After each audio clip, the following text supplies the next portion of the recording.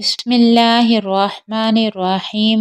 رسول اللہ صلی اللہ علیہ وآلہ وسلم نے فرمایا، اپنے مسلمان بھائی کے مصیبت میں مبتلا ہونے پر خوشی کا اظہار نہ کر، ممکن ہے اللہ اس پر رحم فرما دے اور تمہیں اس مصیبت میں مبتلا کر دے۔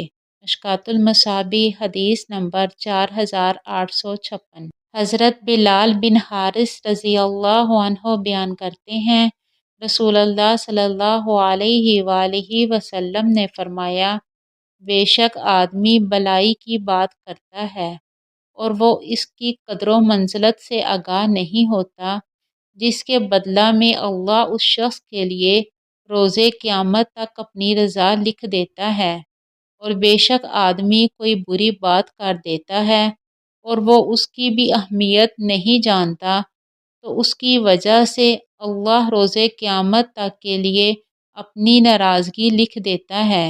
مشکوٰۃ المصابیح، حدیث نمبر 4833۔ حضرت انس رضی اللہ عنہ بیان کرتے ہیں، رسول اللہ صلی اللہ علیہ وآلہ وسلم نے فرمایا، جب فاسق کی مدح سرائی کی جاتی ہے تو رب تعالیٰ ناراض ہوتا ہے اور اس کی تعریف کی وجہ سے اس کا عرش لرز جاتا ہے۔ مشکوٰۃ المصابیح، حدیث نمبر 4859۔